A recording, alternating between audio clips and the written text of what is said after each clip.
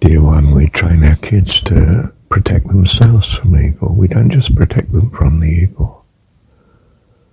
We train them to be part of this protection. So you don't talk to strangers, darling. Not without mum and dad being with you. You don't go their way. You go mum and dad's way. They care for you. Got that, love? Yes, mum. You see? Yeah, dad says categorically, don't do that. Oh. You know, this is law, suddenly, don't do that. Right. Okay. No question of explanation, it's just, don't do it. But deep down, dad is protecting and providing, and that's very necessary for your welfare. It's best to do what dad says. Because you come to a point where maturity, where you realise dad is not always right, and you need a heavenly dad, perfect dad. And you transcend from childhood to adulthood. And that's what we call conversion. Or, I suppose, bar mitzvah. You come to know your God. It's born again, you see. You're now an adult.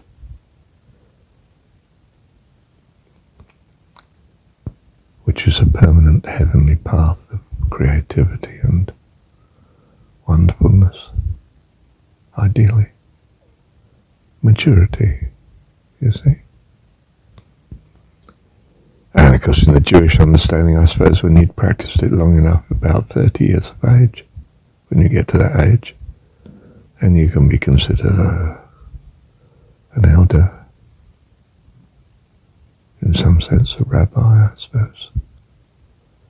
Well, a rabbi would be someone who's very successfully come to 30 years of age. He's now, seriously endowed with the right way to go. Something of that, I assume, is what the Hebrew faith or what the Jewish faith made of it, And Christianity has followed a similar pattern, and some of the similarities because the religions were moulded to be acceptable to a society, a state, an organisation, something worldly. But it gives you a framework to think of, doesn't it? You see, we're Gnostic. We're not seeking worldly success at all, which is organisational status and power and material splendour. We're seeking an inner happiness, the kingdom within, and it being wonderful and eternal, and who you truly are. It's individual. It's not a cog in a machine or an organisation, a structure in this world, a building, a cathedral. The last thing St. Francis wanted was then to waste money on an enormous cathedral that they built on his death. That's the last thing he would have wanted. He'd go out and help the poor. Use those resources to meet the needs for life, for the children out there that need it. You see, St. Francis in that sense was a child of compassion, loved animals, could talk to them. Well, supposedly anyway, in this historicity. Do you talk to your plants and animals? Do you hug your trees?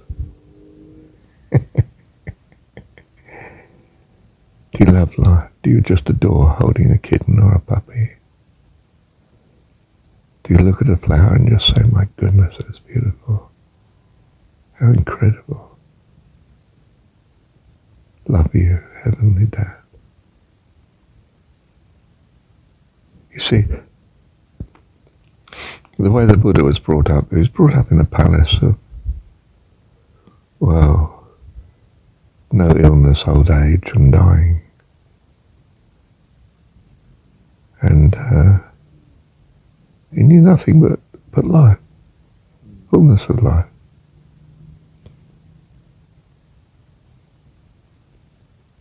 But he needed to value it. He had this drive to go out and see what was in the world. So he and his servant took off. He was appalled at what he found. The contrast with his home was just absolutely appalling. But it motivated him to find answers. Well, the Buddhist thinks he found answers, but I think Jesus has got it much more correctly, personally. What do you think?